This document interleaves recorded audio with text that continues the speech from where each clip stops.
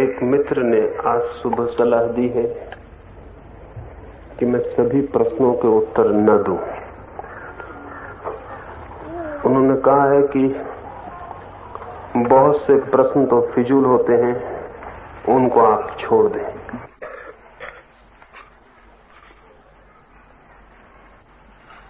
मुझे उनकी बात सुन के एक घटना स्मरण हो आई। एक धर्म गुरु पहली बार ही चर्च में भाषण देने गया था। उसे डर था कि लोग कहीं कोई प्रश्न न पूछे, तो अपने एक मित्र को उसने 2 प्रश्न सिखा रखे थे। इसके पहले कि लोग पूछें, तुम मुझसे ये प्रश्न पूछ लेना, उत्तर मेरे तैयार है। जैसे ही उसका बोलना समाप्त हुआ, उसका मित्र खड़ा हुआ। उसने पहला प्रश्न पूछा। वो वही प्रश्न था जो कि बोलने वाले ने उसे सिखाया हुआ था। बोलने वाले के पास उत्तर भी तैयार था। उसने उत्तर दिया। वो इतना अद्भुत उत्तर मालूम पड़ा कि उस चर्च में इकट्ठे लोग अत्यधिक प्रभावित हुए। फिर उसी व्यक्ति ने खड़े होकर दूसरा प्रश्न पूछा, वो भी सिखाया हुआ था। उसका उत्तर और भी प्रभावपूर्ण था। चर्च तालियों से गूंज उठा। और तभी वो मित्र तीसरी बार खड़ा हुआ और उसने कहा कि महानुभाव, आपने जो तीसरा प्रश्न पूछने को मुझे बताया था वो मैं भूल गया हूं।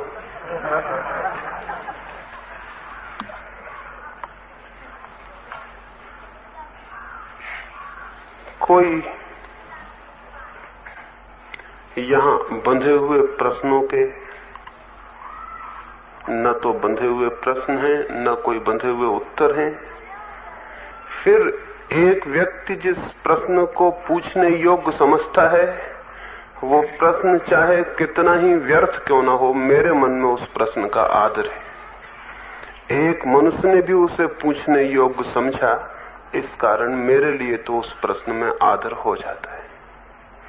एक भी मनुष्य पृथ्वी पर उसे पूछने योग्य मानता है, यही बात काफी है कि मैं उस प्रश्न को आदर दूं। फिर प्रश्न महत्वपूर्ण होते हों या न होते हों, प्रश्न को पूछने वाला चित्त जब किसी प्रश्न को पूछता है तो उस चित्त की सूचना मिलती है। उस प्रश्न में चाहे कुछ भी न हो, लेकिन वो प्रश्न उस चित्त के तरफ इशारा करता है जिसने पूछा। हो सकता है पूछने वाला ठीक से पूछ भी न पाया हो कि क्या पूछना चाहता था, लेकिन अगर हम समझ पूर्वक उसके प्रश्न को समझें तो उसकी उलझन को समझने में आसानी मिल सकती है। और फिर ये भी मुझे दिखाई पड़ता है कि जो एक मनुष्य पूछ रहा है, वो किसी न किसी रूप में हर दूसरे मनुष्य का भी प्रश्न होता है। आदमी का मन इतना समान है, आदमी का चित्त इतना समान है, आदमी की बीमारी, परेशानी, उलझन इतनी समान है कि अगर आप थोड़ी धीरज से उसे समझने की कोशिश करेंगे तो हर एक मनुष्य की समस्या में आपको अपनी समस्या का भी दर्शन हो सकता है।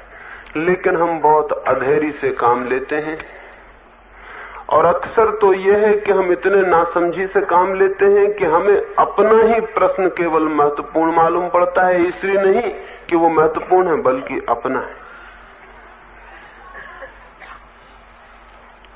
सभी प्रश्न महत्वपूर्ण हैं। असल में प्रश्न पूछने की चित्त की दशा महत्वपूर्ण है। सोच विचार से भरी हुई है। व्यक्ति सोच रहा है, विचार कर रहा है। उसके सोच विचार में हमें सहयोगी होना है, इसलिए मैं उत्तर दे रहा हूं। इसलिए नहीं कि मेरे उत्तर आप स्वीकार कर लें। मैं केवल साथी होना चाहता हूं आपके चिंतन में। आपने एक प्रश्न पूछा है तो इसलिए उत्तर नहीं दे रहा हूं कि मेरा उत्तर ही आपका उत्तर हो जाना चाहिए, बल्कि केवल इसलिए कि मैं भी आपके चिंतन की प्रक्रिया में साथी और मित्र हो सकूं। आप सोच रहे हैं, मैं भी साथ दे सकूं। हो सकता है वो प्रश्न महत्वपूर्ण ना भी हो, लेकिन सोचने की प्रक्रिया शुरू हो जाए तो वो आपको महत्वपूर्ण प्रश्नों और महत्वपूर्ण उत्तरों पर ले जा सकती है। इसलिए प्रार्थना करूंगा, आपका प्रश्न हो या न हो, किसी का भी हो, उसे सहानुभूति से समझने की कोशिश करनी चाहिए।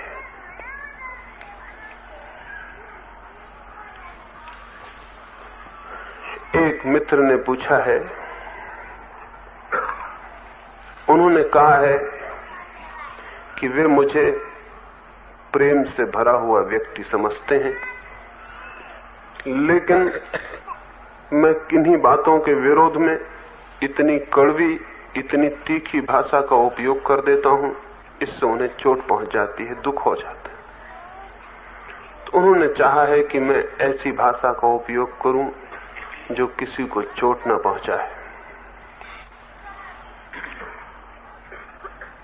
थोड़ी कम कठोर भाषा में सत्यों के संबंध में कहूं, उनकी बात ठीक है, लेकिन मुझे तो ऐसा लगता है इतनी कठोर भाषा में कहे जाने पर भी मुश्किल से ही किसी के मन तक वो पहुंचती हो, और मधुर भाषा में कहे जाने पर शायद वो आपकी नींद में सुनाई भी ना पड़े। जिसे किसी की नींद खोलनी हो, उसे जोर से झकझोरना पड़ता है। झकझोरने की इच्छा नहीं होती, क्योंकि झकझोरने में क्या रस है, लेकिन नींद तोड़ना बिना झकझोरे संभव नहीं होता। और कई बार तो हमारे चित्त की जड़ता इतनी गहरी हो जाती है कि बिना चोट पहुंचाए वहां कोई खबर ही नहीं पहुंचती। वे ठीक कहते हैं, मेरे हृदय में चोट पहुंचाने का किसी को भी कोई कारण नहीं है, कोई प्रयोजन भी नहीं है, लेकिन मेरा प्रेम ही मुझसे कहता है कि ऐसी जरूरतें हैं कि चोट पहुंचाई जाए।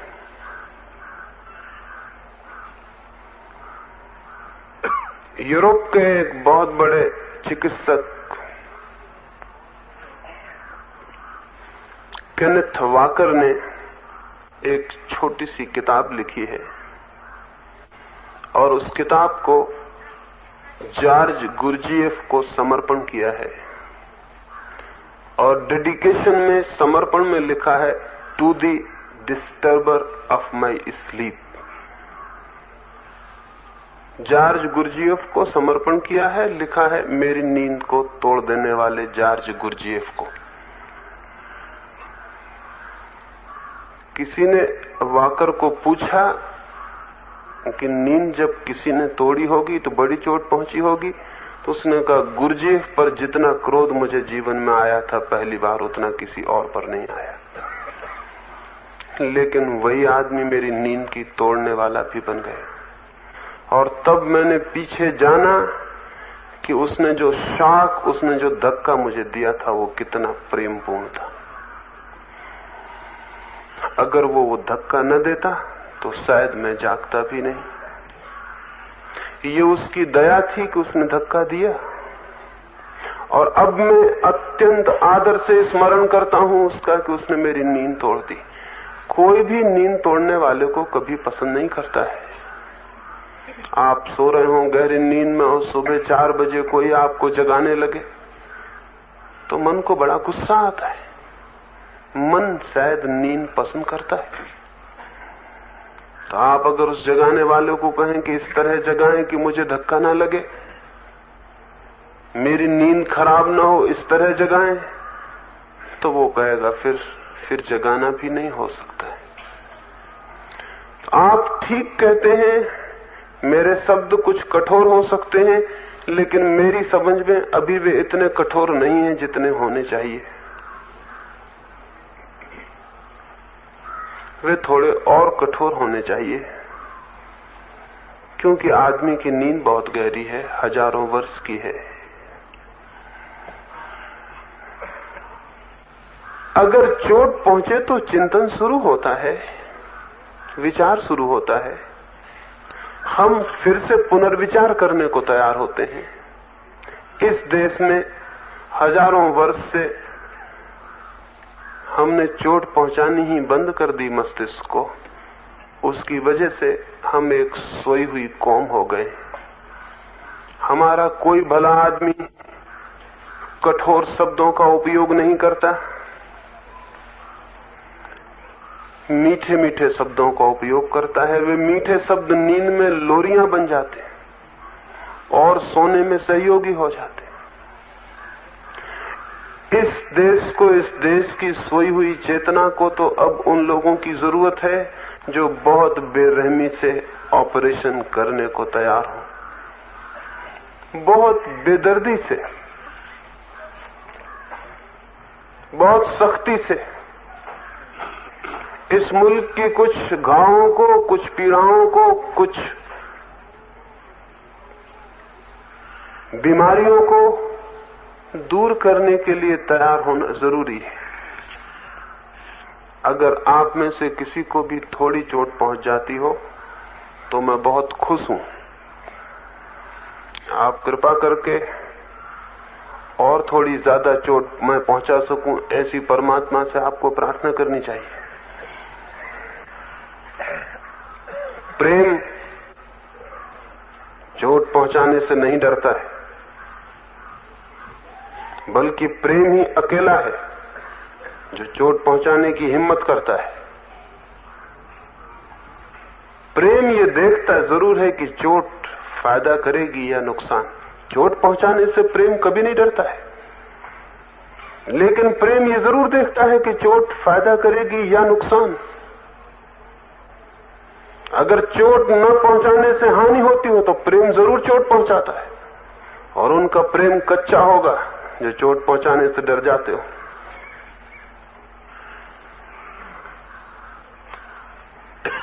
मुझे तो ऐसा ही मालूम पड़ता है कि इस जमीन पर जिन थोड़े से लोगों ने मनुष्य जाति के चिंतन को, चित्त को चोटें पहुंचाई हैं, झकझोर दिया है, हिला दिया है, वे ही थोड़े से लोग मनुष्य को आगे गतिमान करने में सहयोगी और साथी हुए। धर्म कोई सांत्वना की बात नहीं है, धर्म एक क्रांति है, धर्म एक कंसोलेशन नहीं है, एक रेवोल्यूशन है। पर हम सारे लोग तो धर्म मंदिरों में सन्यासियों, साधुओं के पास सत्संग में सांत्वना पाने के लिए जाते हैं। वहां तो हम जाते हैं कि हमारी नींद और अच्छी तरह से आए, इसकी वे कोई दवा दे दें, हम संतोष से भर जाएं, इसकी कोशिश करें। लेकिन आपको पता नहीं है, सांत्वना, संतोष और कंसोलेशन जीवन की गति में सबसे बड़ी बाधाएं। जीवन में चाहिए एक क्रांति, चाहिए एक परिवर्तन, और परिवर्तन अनेक अवसरों पर कष्टपूर्ण होता है। प्रसव की पीड़ा झेलनी पड़ती है, बच्चा पैदा होता है तो पीड़ा झेलनी पड़ती है। जीवन बदलता है तो बहुत सी पीड़ा झेलनी पड़ती है, उसकी तैयारी होनी चाहिए। आपकी तैयारी जितनी बढ़ती जाएगी, मैं उतनी ज्यादा चोट पहुंचाने के लिए हमेशा उत्सुक रहूंगा। शायद धीरे धीरे आपको यह दिखाई पड़े कि चोटों ने आपको फायदा किया, आपको जगाया, आपको होश से भरा।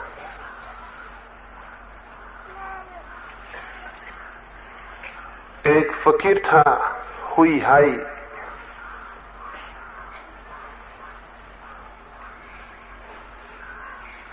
एक युवक उसके पास आया और उसने कहा, मैं सत्य को खोजने निकला हूं और साथ में वो शास्त्रों की एक पोटली रखे हुए था। हुई ने उसकी पोटली छीन के आग में फेंक दी। वो युवक तो बहुत घबरा गया। उसने कहा, आप ये क्या करते हैं, मुझे बहुत चोट पहुंचाते। उसने कहा, सत्य को खोजना हो तो शास्त्रों को आग में झोंक देना जरूरी होता है, और मैं जितनी देर करूंगा उतनी ही देर सत्य तक पहुंचने में बाधा पड़ जाएगी। तो मैंने जल्दी की, और अगर शास्त्र को फेंकने से चोट लगती है, दिल डरता है, तो फिर सत्य की खोज छोड़ दो, शास्त्र को सिर पे रख के घूमते रहो। वो युवक डर गया था, चोट खा गया था। उसके आदृत शास्त्र को इस भांति फेंका जाना बहुत चोट की बात थी। उसने कहा, शास्त्र तो फेंकते हैं ठीक, लेकिन कम से कम मैं भगवान बुद्ध का स्मरण तो कर सकता हूं। उसके हुई ने कहा, जब भी भगवान बुद्ध का नाम मुंह में आ जाए, कुल्ला कर लेना, मुंह साफ कर लेना, मुंह गंदा हो जाता है। तो बहुत हैरान हो गया। मुंह साफ कर लेना, उसने कहा, मुंह गंदा हो जाता है। जब भी नाम आ जाए तो पहले मुंह साफ करना, फिर दूसरा काम करना। पीछे वर्षों बाद जब उस युवक को सत्य की अनुभूति हुई, तो उसने कहा, धन्य था हुई जिसने मुझे बुद्ध से बचाया, नहीं तो मैं बुद्ध का नाम ही रटता हुआ समाप्त हो जाता। और आज मैं कह सकता हूं कि मैंने वो जान लिया जो मैं बुद्ध का नाम रट के जानना चाहता था लेकिन नहीं जान सकता था। आज मैं कह सकता हूं कि बुद्ध के प्रति मेरे मन में जो प्रेम और आदर उमड़ा है, वो उस नाम जपने में कहीं भी नहीं था। लेकिन मैं भी अगर किसी को सलाह दूंगा तो यही दूंगा कि बुद्ध से बचने की कोशिश करना, क्योंकि बुद्ध का नाम, राम का नाम, कृष्ण का नाम परमात्मा तक पहुंचने में बाधा बन जाता है। लेकिन इतना ही ड्रास्टिक, इतना ही सख्त और तीखा हुई ने उस पर प्रयोग किया था, जिसके लिए पीछे वो धन्यवाद से भरा हुआ रहा।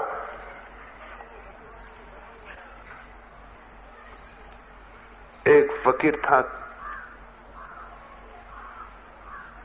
एक रात एक मंदिर में ठहरा हुआ था। सर्द रात थी। मंदिर में वो भीतर गया और बुद्ध की एक प्रतिमा लाकर, लकड़ी की प्रतिमा थी, उसने आग लगा ली और तापने लगा। पुजारी को आग जली दिखी। आधी रात को वो भागा हुआ अंदर आया कि क्या हुआ। वहां देखकर तो उसके होश खो गए। जिसको साधु समझ के मंदिर में ठहरा लिया था, भूल हो गई। वो आदमी बुद्ध की प्रतिमा जला के आंच ताप रहा था। उस पुजारी ने कहा, पागल हो, ये क्या करते हो, भगवान की मूर्ति जला रहे हो। वो फकीर बोला, भगवान। एक पास पड़ी लकड़ी उठा के वो जल गई मूर्ति की राख में टटोलने लगा। उस पुजारी ने पूछा, क्या खोजते हो? उसने कहा, भगवान की अस्थियां खोज रहा हूं। वो पुजारी बोला, निरे पागल हो, लकड़ी की मूर्ति में कहां अस्थियां? उस फकीर ने कहा, फिर रात अभी बहुत बाकी है और सर्द भी बहुत है। एक मूर्ति और उठा लाओ, अंदर 3 मूर्तियां भी और रखी। सुबह तक 3 मूर्तियां काम दे देंगी।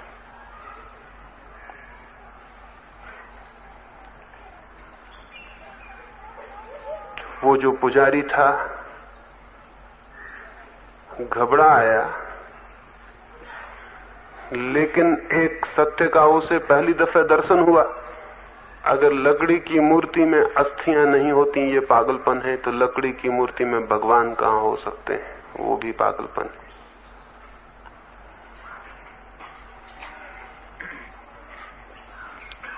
लेकिन इसे दिखाने को चोट बड़ी भारी करनी पड़ी। जो कौमें भयभीत हो जाती हैं चोट करने से भी, चिंतन के लिए भी चोट करने से, वे कौमें मर जाती। जो आदमी चिंतन के लिए भी भयभीत हो जाता है और नपी तुपी बातें करने लगता है घेरे के भीतर मर्यादा में, उसके भीतर प्राणों की ऊर्जा ऊपर उठनी बंद हो जाती है। जिन्हें मार्ग तय करना है उन्हें तो बहुत सी चोटों के लिए तैयार होना चाहिए। ये मन बहुत कमजोर है जो छोटी छोटी चोटों से इतना घबरा जाए,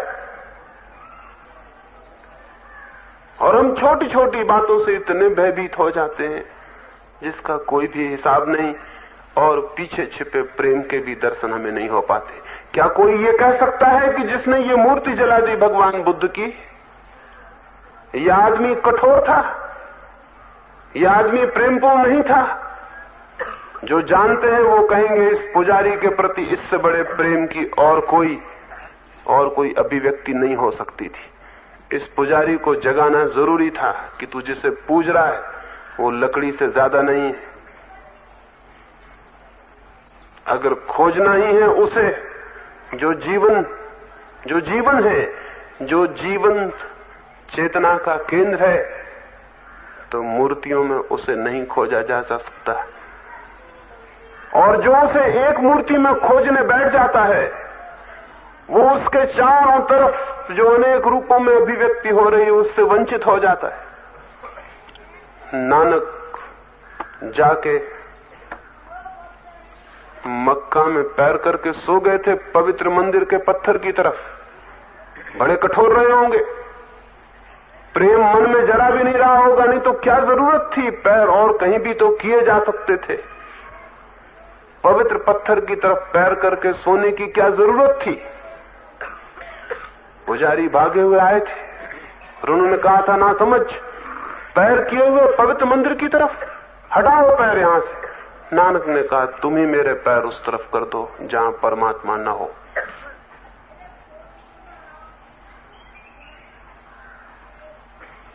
बड़ी चोट थी। उन थोड़े से लोगों ने जिन्होंने आदमी को चोट पहुंचाने का प्रेम दिखलाया है, उन्होंने आदमी को विकसित किया है। जिनने थोड़ी चोट पहुंचाने का प्रेम दिखलाया, उन्होंने मनुष्य की चेतना को आगे बढ़ाया है। जिस दिन ऐसे लोगों की संख्या ज्यादा से ज्यादा होगी जो चोट पहुंचा सकते हैं, जिनका प्रेम ये साहस कर सकता है, उस दिन मनुष्य के जीवन में बड़ी क्रांतियां संभावी हैं। तो मैं तो प्रार्थना करूंगा, मधुर शब्दों को मत खोजें। मधुर शब्द होने से ही प्रेम नहीं हो जाता। शब्दों के पीछे क्या आकांक्षा है उसे खोजें। उन्होंने कहा है कि आप सन्यासियों के संबंध में जो कहते हैं उससे सन्यासी आपके दुश्मन हो रहे हैं। अगर वे दुश्मन हो जाएंगे तो मैं जो कह रहा हूं वो सिद्ध हो जाएगा कि सही था। एक मित्र ने आज सुबह खबर दी कि एक सन्यासी यहां आए हुए थे, वो बहुत नाराज हो गए और वो कल रात यहां आके 10-5 मित्रों को लेके कुछ रामधुन करने वाले थे ताकि यहां मीटिंग ना हो सके। मैंने कहा उनसे कहो कि बड़ी गलती हो गई, आज वो आ जाएं, भजन करते हैं, उसकी जगह रामधुन हो जाएगी। उसमें हर्जा क्या है? इसमें मीटिंग में बाधा क्या पड़ेगी? और थोड़ा आनंद आ जाएगा। और वो नाराज हो गए हैं। तो फिर जिन मुनि शांतिनाथ की मैं बात कर रहा था, हमें ख्याल भी नहीं था कि वो यहां हो सकते। नाराज होने की क्या बात है? और अगर वो यहीं खड़े होकर नाराजगी जाहिर कर देते तो मेरा तो बड़ा हित हो जाता। हमें तो प्रमाण मिल जाता, जो मैं कह रहा था वो बात बिना प्रमाण के न रह जाती, प्रूफ सामने खड़ा हो जाता। अगर कोई सन्यासी शत्रु हो सकता है मेरी बातें सुनकर, तो वो समझ ले कि वो मेरी बातें सिद्ध कर रहा है। सन्यासी और शत्रुता का क्या संबंध? सन्यासी के मन में और शत्रुता का क्या सवाल? और सन्यासी के मन में भी शत्रुता हो तो ऐसे सन्यासी पर दया नहीं की जा सकती। ऐसे सन्यासी को जमीन से विदा करना ही होगा, तो ही हम उस सन्यासी को जन्म दे सकेंगे जिसके हृदय में शत्रुता नहीं होती, प्रेम होता है। अगर चोट लगती हो इसमें मेरी भूल नहीं है, इसमें आपका चोट खाने को तैयार मन ही भूल कर रहा है, इसमें मैं क्या करूं? अगर समझ हो तो वह आदमी देख लेगा इस तथ्य को कि जो मैंने कहा वो उसके भीतर घटित हो रहा है, और तब उसे ये सच्चाई दिखाई पड़ जाएगी कि सन्यास वस्त्र बदल लेने का नाम नहीं। और तब हो सकता है एक रिवोल्यूशन, एक उसके भीतर एक आलोक हो जाए, फेंक दे वो वस्त्र और पहली दफे सन्यासी हो जाए। लेकिन अगर वो क्रोध से भर जाता है और गुस्से से और शत्रुता की बातें करने लगता है, और फिर भी इतने जोर से मैं कह रहा हूं और उसे दिखाई नहीं पड़ता कि ये क्या हो रहा है,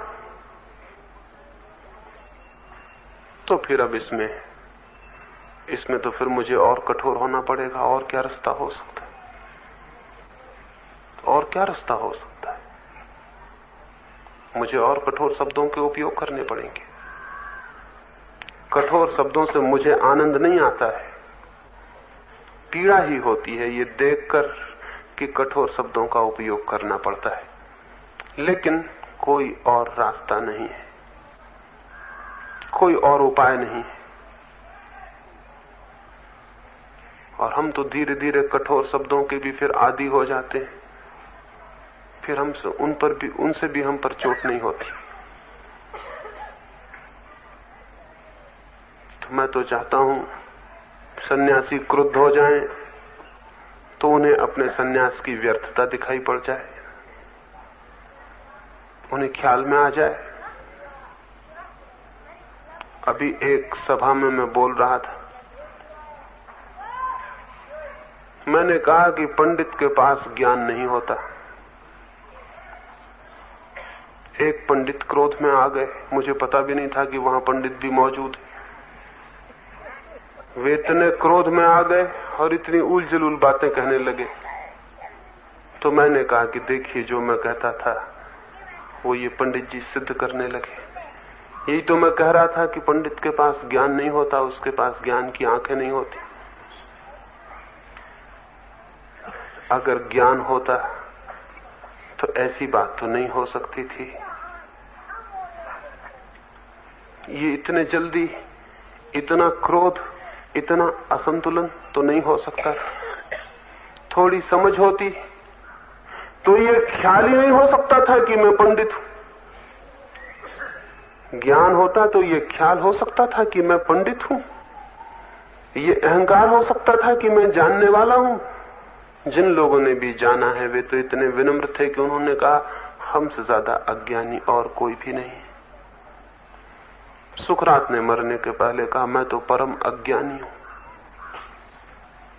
उसने कहा कि जब मैं युवा था तब मुझे भ्रम था कि मैं जानता हूं, फिर जैसे जैसे मेरी उम्र बढ़ी और अनुभव बढ़ा, जैसे जैसे मेरा ज्ञान बढ़ा तो मुझे दिखाई पड़ा कि ज्ञान कहां है मेरे पास।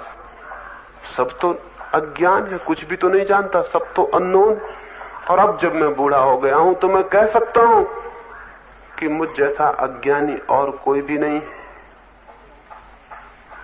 सुकरात अंतिम क्षणों में अगर ये कह सके कि मैं परम अज्ञानी हूं, तो फिर हमें सोचना पड़ेगा कि जिनको ये भ्रम होता हो कि मैं ज्ञानी हूं, वो क्या होते होंगे? वो क्या होते होंगे जिनको ये ख्याल होता है कि मैं ज्ञानी हूं?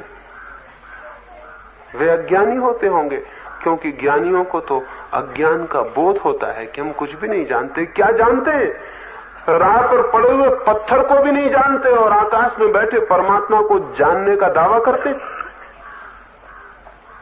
सामने घर के लगे वृक्ष के पत्ते और फूल को नहीं जानते, और वो जो सब तरफ अदृश्य है उसको जानने का दावा अहंकार और पागलपन के सिवाय और क्या होगा?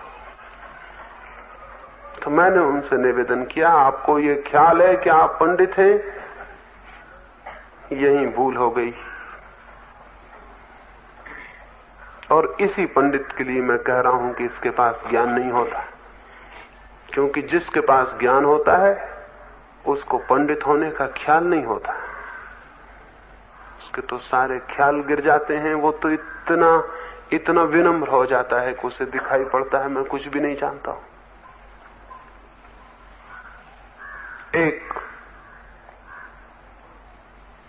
एक साध्वी महिला ने,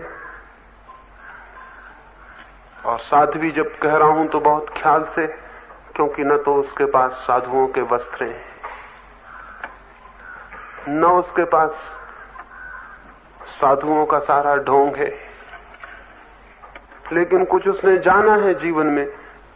बहुत से लोग उसे प्रेम करते हैं, उन बहुत से लोगों ने उससे प्रार्थना की कि तुम अपना अनुभव लिख दो।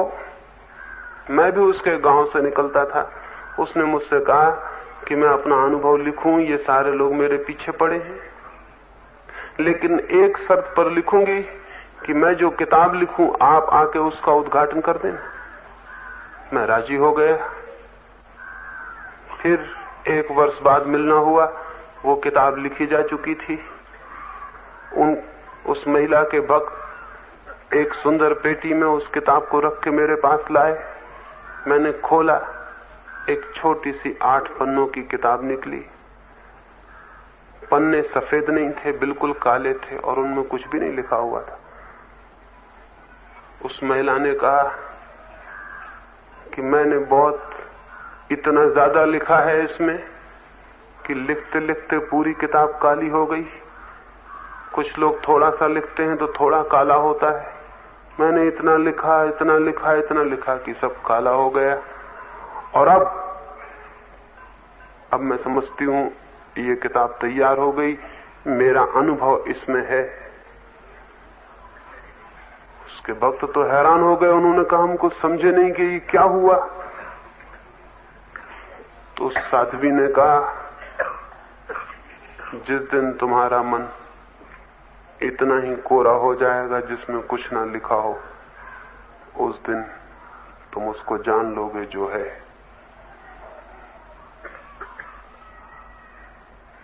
मैं तो खाली होकर भर गई। मैंने तो सब जानना छोड़ दिया और मैं जान गई। मैंने तो सब ज्ञान भुला दिया और मैं ज्ञान को उपलब्ध हो गई। लेकिन जो मैंने जाना है उसे शब्दों में कहना अब संभव नहीं है, शब्दों से उसे जाना भी नहीं है। निशब्द में, मौन में उसे जाना है। ये किताब शायद तुम्हें खबर दे मौन हो जाने को, निशब्द हो जाने को, शब्द से छूट जाने को। पता नहीं वे अपने मन में हंसे होंगे या क्या किया होगा, क्योंकि शायद ही यहां किताबों के स्टॉल पर अगर एक ऐसी किताब मैं भी बिकवाऊं जिसमें कुछ न लिखा हो तो आप में से शायद ही कोई उसे खरीदे। लेकिन अगर कोई उसे भी खरीद ले तो समझना कि उसकी जिंदगी में समझ की शुरुआत हो गई है। मन जिस दिन कोरा हो जाता है उस दिन कहां है पांडित्य, कहां है जानना, कहां है ये भ्रम कि मैं जानता हूं और तुम नहीं जानते हो। इन्हीं भ्रम वाले लोगों ने कि मैं जानता हूं और तुम नहीं जानते हो, सारे गुरु शिष्य के उपद्रव खड़े कर दिए। जिसको भ्रम है मैं जानता हूं वो गुरु बन जाता है कुर्सी पे चढ़ के, और जिसको वो समझता नहीं जानता उसको बिठा लेता है अपने पैरों में, वो हो जाता है गुरु, ये हो जाता है शिष्य। और ये खेल अत्यंत मूर्खतापूर्ण हजारों वर्ष से चल रहा है। जो जानता है उसे ख्याल भी नहीं होता कि मैं जानता हूं, वो गुरु क्या बनेगा किसी का। गुरु बनने के पागलपन का उसे ख्याल भी नहीं आ सकता। तो मैं इधर कहना शुरू किया हूं, आध्यात्मिक जीवन में सीखने वाले लोग तो होते हैं लेकिन सिखाने वाले लोग नहीं होते। शिष्य तो होते हैं लेकिन गुरु नहीं होते, क्योंकि गुरुओं को कोई ख्याल नहीं रह जाता कि मैं सिखाऊं, कि मैं सिखा सकता हूं, कि मैं किसी का गुरु हो सकता हूं। ये ख्याल, ये भ्रम हमारे अहंकार से ज्यादा नहीं।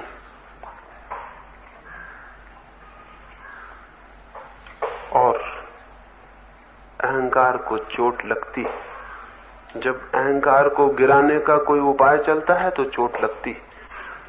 मैं तो सारी जो बातें कर रहा हूं इसी ख्याल में कि किसी भांति ये अहंकार हमारा टूट जाए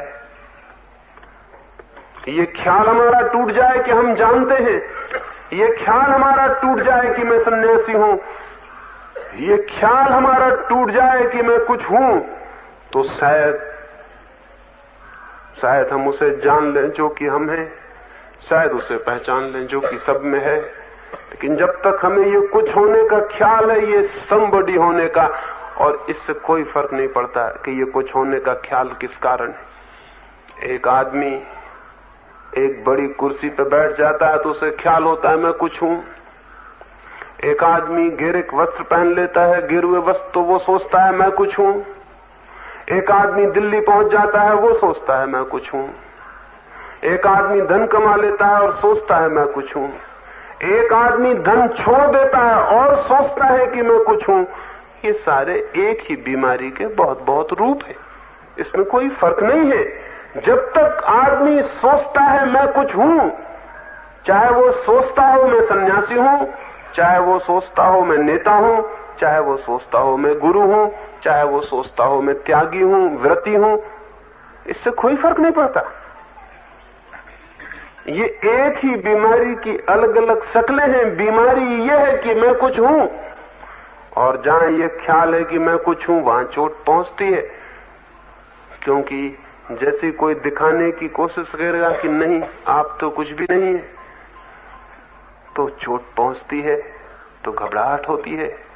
एक फकीर था इब्राहिम, जब फकीर नहीं हुआ था तो एक नगर का राजा था। एक रात अपने बिस्तर पर सोया था, ऐसा लगा कि छप्पर पर कोई चलता है ऊपर। तो उसने चिल्ला के पूछा कौन है ऊपर?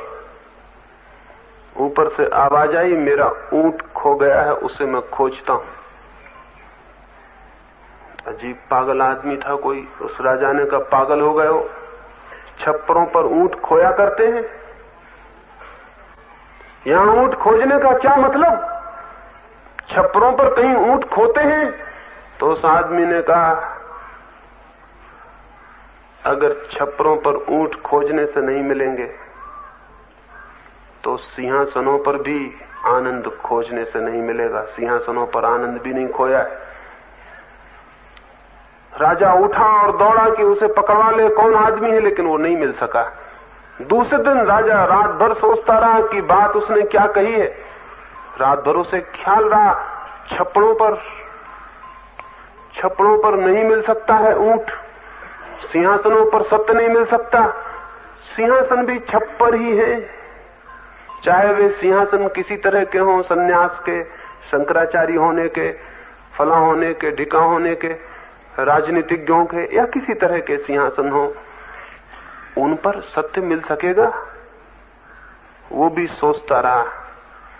लेकिन सुबह जब वो दरबार में गया, उदास और चिंतित था। बैठा ही जाके था कि एक अक्खर आदमी अंदर घुसता चला आया। पहरेदार ने बहुत रोकने की कोशिश की कि रुको। उसने कहा तुम रोकने वाले मुझे कौन हो? इस घर का मालिक कोई हो तो मुझे रोक सकता है, हर किसी से मैं रुकने वाला नहीं। कौन है मालिक? नौकर भी डर गए उससे, ले गए राजा के पास कि यह है मालिक। उस आदमी ने कहा मैं इसको मालिक नहीं मान सकता। और राजा से पूछा कि मैं सराय में रुकना चाहता हूं, 2-4 दिन ठहर सकता हूं? उस राजा ने कहा तुम पागल मालूम होते, ये सराय है, ये मेरा निवास है, मैं मालिक हूं यहां का।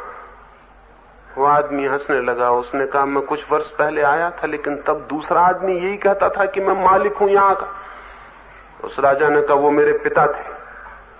उसने कहा और भी मैं कुछ साल पहले आया था, तब एक तीसरी आदमी ये कहता था कि मैं मालिक हूं यहां का, वो मेरे पिता के पिता थे। और सन्यासी ने कहा मैं कुछ वर्षों बाद फिर आऊंगा, तुम मुझे मिलोगे यहां कहने को कि मैं मालिक हूं। जब हमेशा मालिक बदल जाते हैं तो उसका मतलब ये सराय है, मैं ठहर सकता हूं इस सराय में। अगर ये तुम्हारा निवास है तो फिर लोग कहां गए जिनका पहले ये निवास था, वे कहां हैं? उस राजा ने कहा कि शायद बात तुम्हारी ठीक है, हम कुछ दिन ठहरते हैं और चले जाते हैं।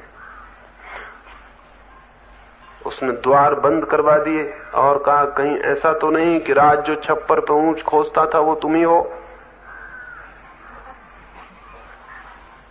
उस आदमी ने कहा, मैं ही हूं। छप्पर पर ऊंट खोजने आया था ताकि तुम्हें कह सकूं कि सिंहासनों पर सत्य नहीं मिल सकता, और आज तुम्हारे सराय में मेहमान होने आया हूं ताकि तुम्हें कह सकूं कि ये तुम्हारा घर नहीं है।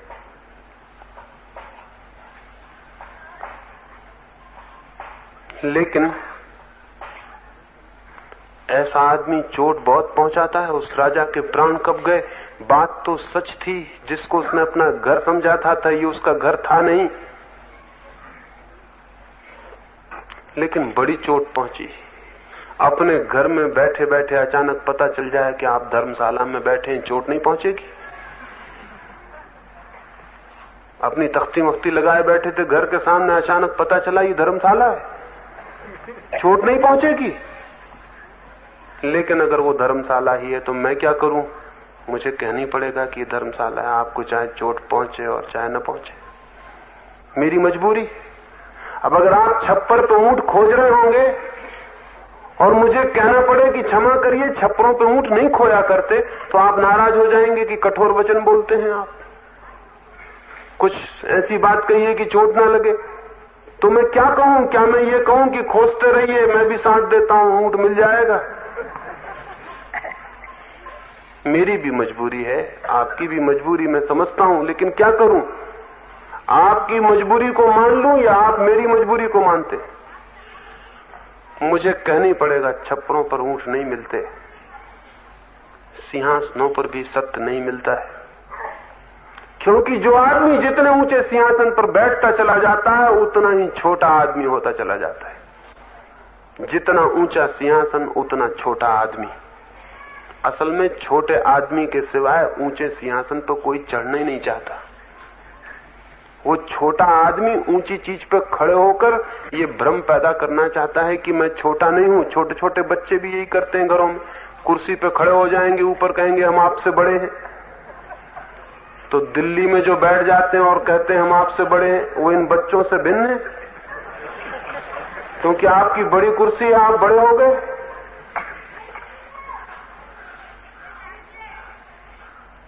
बचकाना चाइल्डिश माइंड है, अप्रौढ़। वो ऊंची चीज पर खड़े होकर ये घोषणा करना चाहता है मैं बड़ा हूं, लेकिन उसे पता ही नहीं है कि ये छोटा आदमी ही घोषणा करना चाहता है कि मैं बड़ा हूं। बड़े आदमी को पता ही नहीं होता बड़े और छोटे का।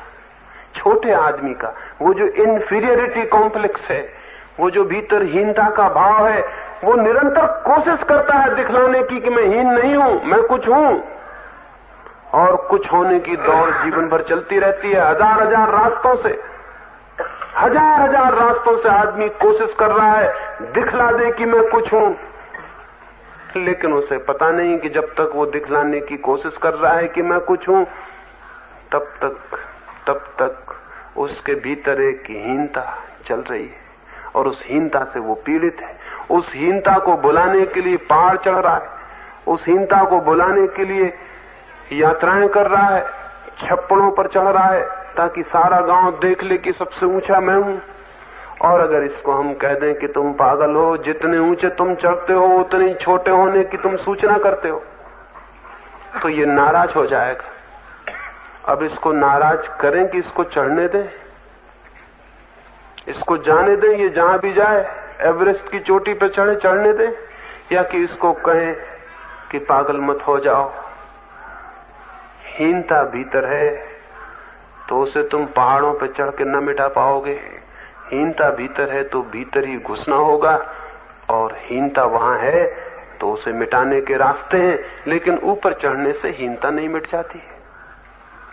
ऊपर चढ़ने से हीनता नहीं मिटती, भीतर घुसने से हीनता मिट जाती है। हीनता इसीलिए है कि हम स्वयं को नहीं जानते।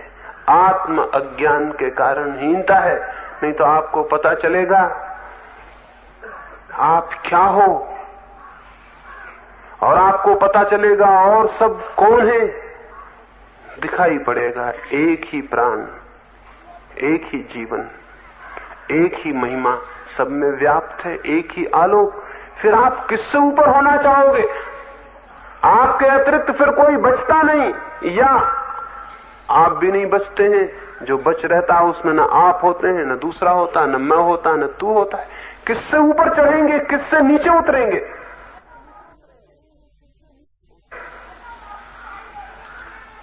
उस क्षण सब हीनता मिट जाती है और सब सुपीरियरिटी भी, श्रेष्ठता भी। उस दिन ना आप हीन होते हैं ना श्रेष्ठ, उस दिन आप बस होते हैं।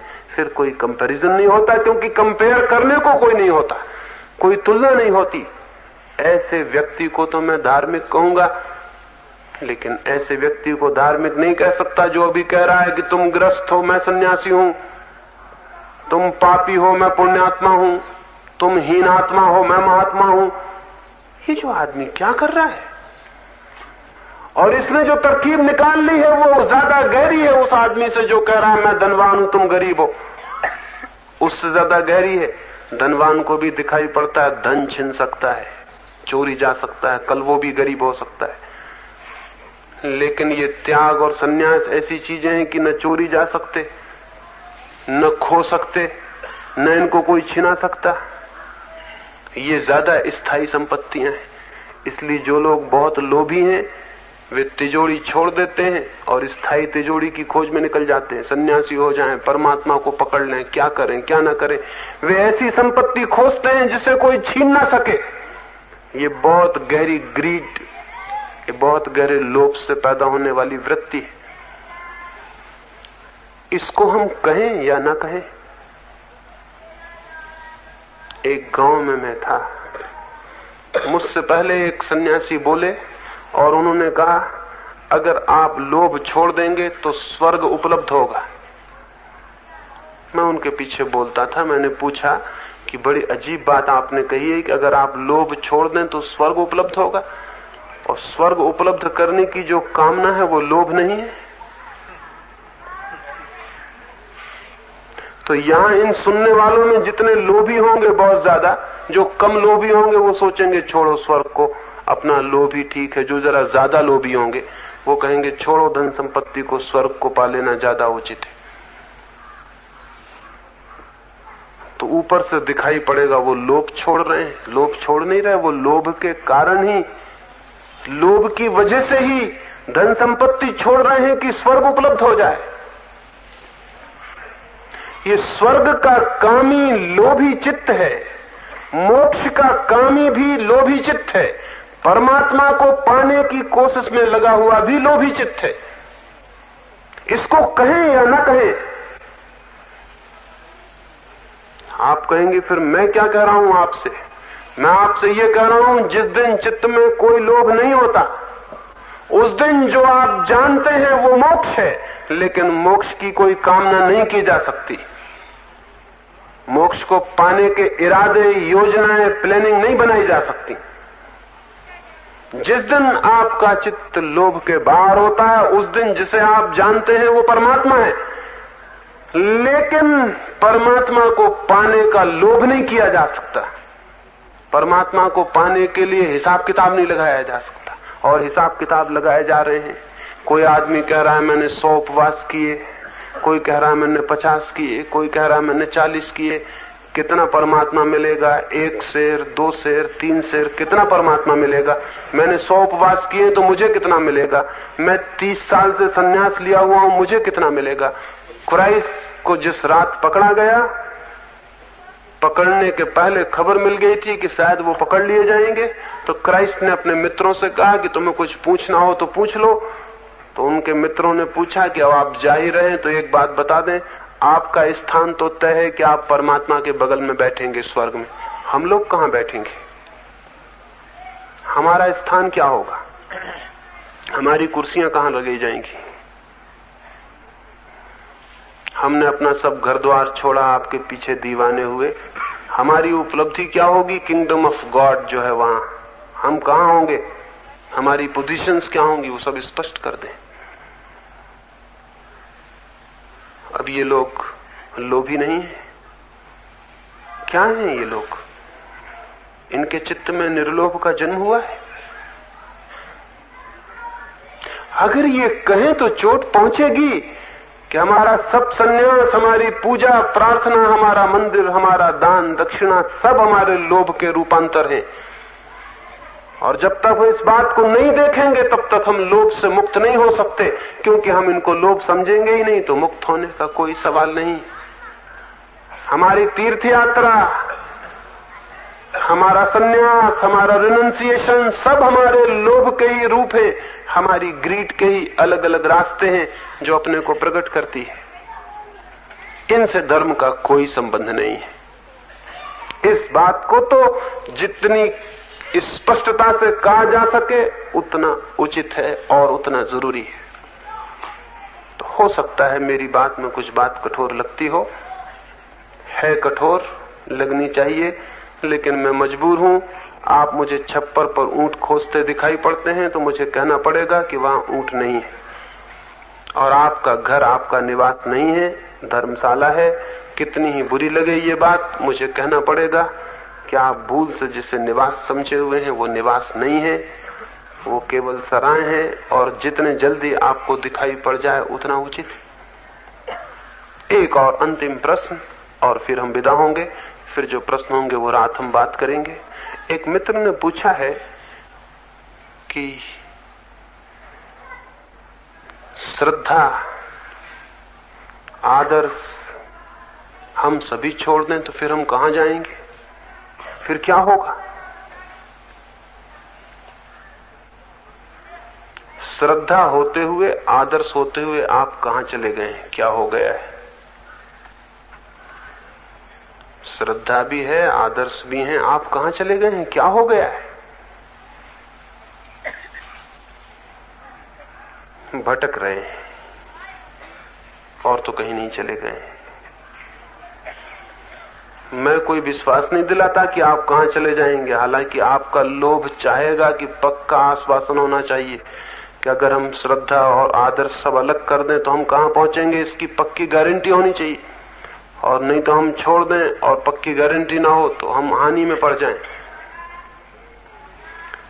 इतना ही मैं निवेदन करता हूं कि अगर आदर्श और श्रद्धा इन सब से आपका छुटकारा हो जाए तो जो आप हैं उसे जानने में आप समर्थ हो जाएंगे।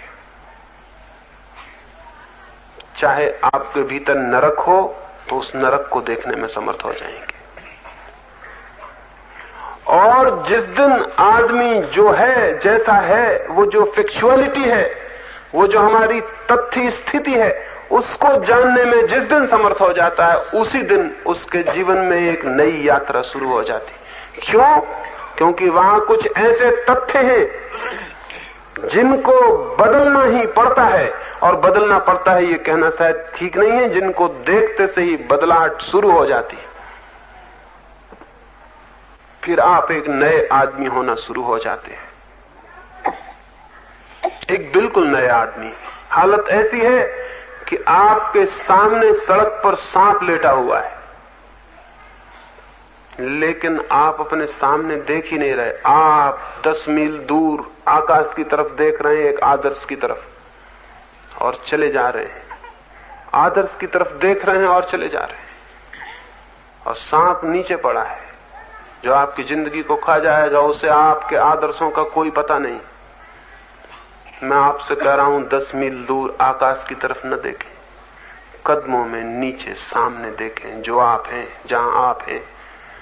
तो अगर सांप आपको दिखाई पड़ जाएगा, ये तथ्य है, तो आप कुछ करेंगे और वो हो जाएगा आपके भीतर। आप शायद छलांग लगा के सांप से अलग हो जाएंगे, लेकिन आप 10 मील दूर देख रहे हैं, गड्ढे पैर के पास है।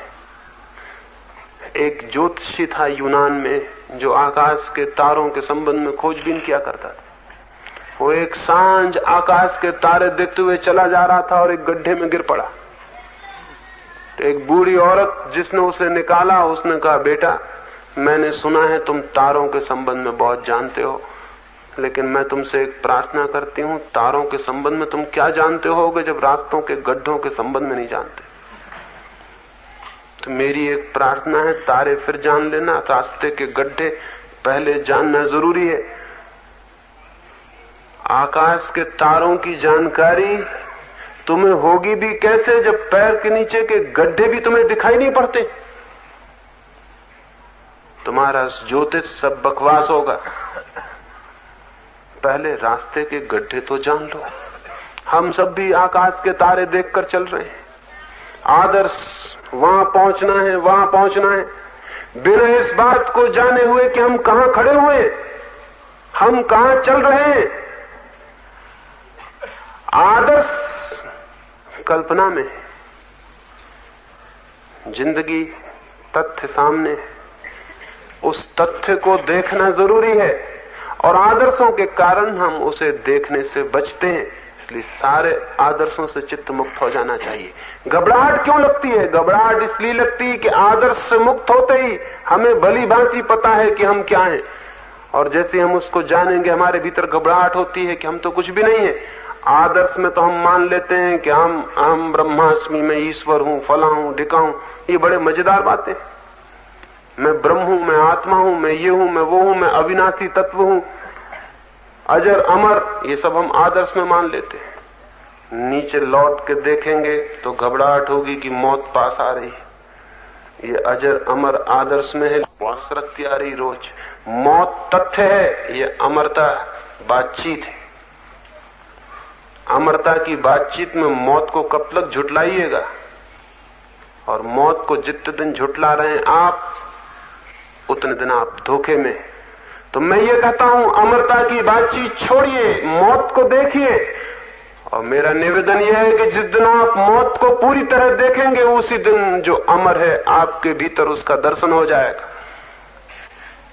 मौत के परिपूर्ण दर्शन से अमृत का अनुभव होता है।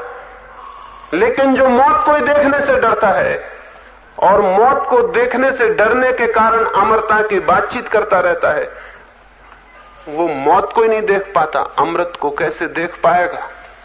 मौत को देखने के साहस से ही, मौत का आमना सामना एनकाउंटर करने से ही जो आपके भीतर अमृत है उसकी झलक मिलनी शुरू होती। क्यों ऐसा होगा? ऐसा इसलिए होगा कि देखते हैं, छोटे छोटे बच्चे भी जानते हैं, स्कूल के ब्लैक बोर्ड पर सफेद चाक से जब लिखते हैं तो दिखाई पड़ता है, और सफेद दीवार पे सफेद चाक से लिखें तो दिखाई नहीं पड़ता। स्कूल के शिक्षक भी ज्यादा समझदार हैं आत्मा के खोजियों से। उनको पता है कि सफेद दीवार पे लिखेंगे कुछ भी दिखाई नहीं पड़ेगा, काले ब्लैक बोर्ड पे लिखने से दिखाई पड़ता है। क्यों? कंट्रास्ट। जब तक आप मौत में नहीं झांकेंगे आपको अमृत दिखाई नहीं पड़ता, दिखाई पड़ नहीं सकता। मौत काले बोर्ड की तरह खड़ी हो जाती है, और अगर उस काले बोर्ड में फिर एक भी सफेद रेखा आपको दिखाई पड़ गई तो आप जानते हैं कि काला बोर्ड ही सब कुछ नहीं है, एक सफेद रेखा भी जो काले के बाहर है और अलग है। तो जो मौत में नहीं झांकेगा वो अमृत को कभी नहीं देख सकता। जो काले से डरेगा वो सफेद को नहीं देख सकता। तो जीवन के तथ्यों में झांकना जरूरी है। जीवन के तथ्यों को झुटलाने वाले आदर्शों में समय खोना उचित नहीं है। लेकिन हम सब मौत से डरते हैं, सो हम अमरता के आदर्श बना लेते, अमरता के सिद्धांत बना लेते। जो आदमी जितना मौत से डरता है उतनी आत्मा की अमरता की बातें करता है। देख लें आप, जमीन पर जो कौम जितनी ज्यादा मौत से डरती है वो उतनी आत्मा को मानने वाली कौम है। क्यों मानती है? भय है भीतर मौत का। तो हम मान लेते हैं कि आत्मा अमर है, इसको मानने में बड़ा रस और आनंद आता है। इस रस और आनंद में धोखा है। तथ्यों को देखना जरूरी है, क्योंकि